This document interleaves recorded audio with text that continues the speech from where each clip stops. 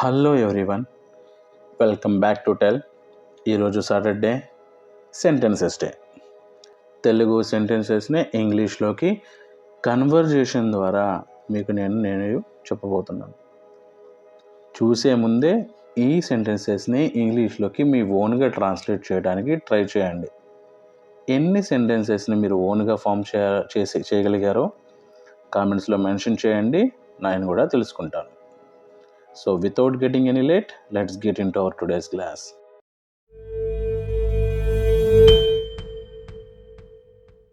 So Maya conversation start చేస్తుంది టామ్తో. Tom, we are getting closer to the deadline.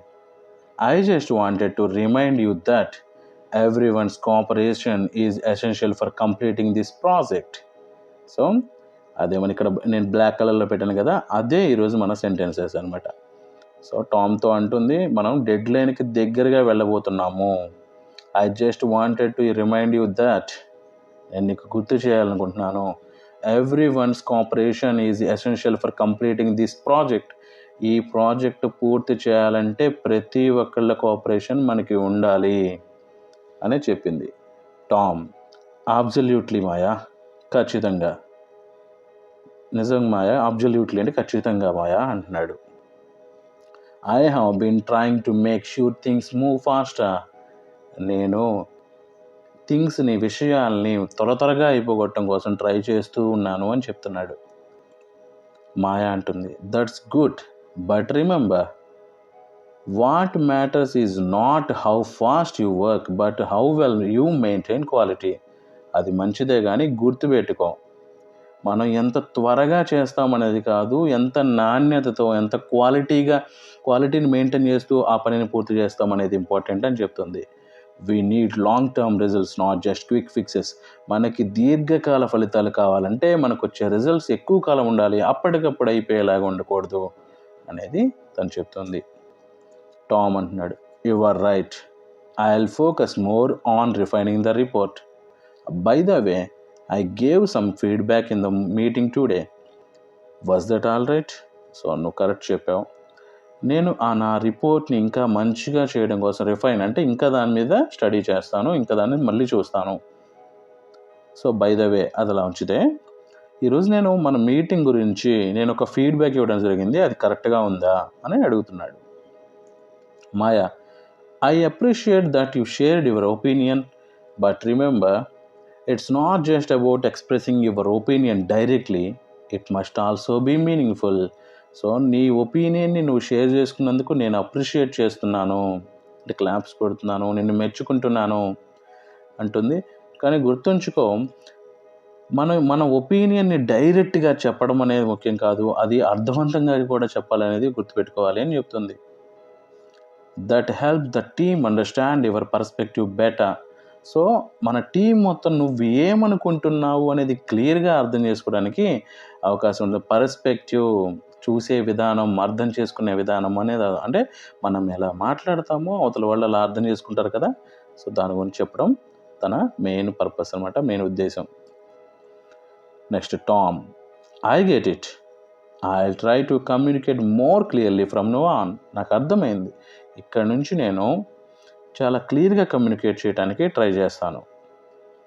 Oh, and about Mr Ravi, he was assigned to help with the presentation, but I felt something was of.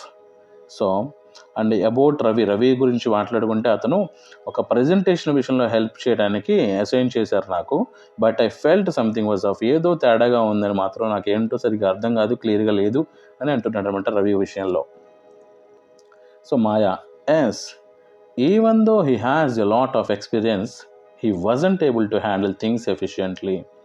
అవును, అతనికి చాలా సంవత్సరాల experience, అనుభవం ఉన్నా కూడా అతని విషయాల్లో ఎఫిషియెంట్గా ఎందుకో హ్యాండిల్ చేయలేకపోతున్నాడు అని తను చెప్తుంది. That's why we need to step in and guide the flow now. So మనమే దాని నుంచి చూసి ఇంకా ఆ గైడెన్స్ తీసుకోవాలి, ఆ ఫ్లోని కంటిన్యూ చేసుకోవాలి అని చెప్తుంది అనమాట. Tom, makes sense. I have also been observing how Priya organizes her tasks. She is incredibly sharp. అవును, అది కొంచెం సెన్స్, మేక్స్ సెన్స్ అంటే కొంచెం జ్ఞానం ఉంది, అందులో విషయం ఉంది అని అర్థం అనమాట.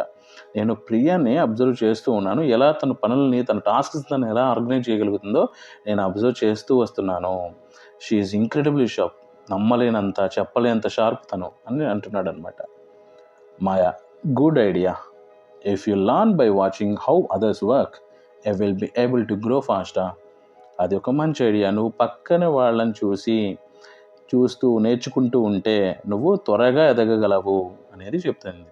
That's how most of us improve here. ఇక్కడ ఉన్న మనం అలాగే ఇంప్రూవ్ అవుతూ ఉంటాం, పక్కన వాళ్ళని చూసి నేర్చుకుంటూ ఉంటేనే మనం ఇంప్రూవ్ అవుతూ ఉంటాం అని చెప్పింది.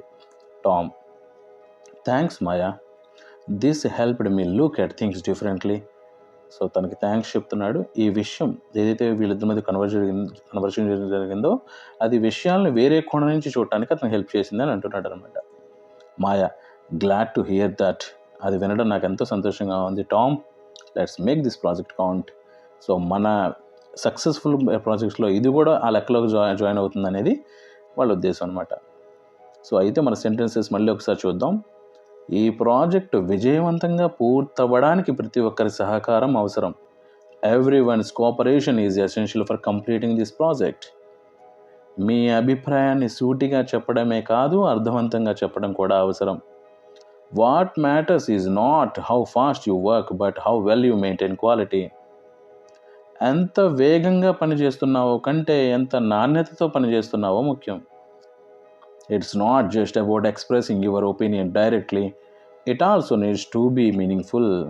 నీడ్స్ బదులు మస్ట్ బీ కూడా పెట్టుకోవచ్చు. మస్ట్ అన్నప్పుడు టు ఉండకూడదు. ఆ వ్యక్తి వద్ద పూర్తి అనుభవం ఉన్నప్పటికీ సమర్థవంతంగా వ్యవహరించలేకపోయాడు. Even though he has a lot of experience, he wasn't able to handle things efficiently.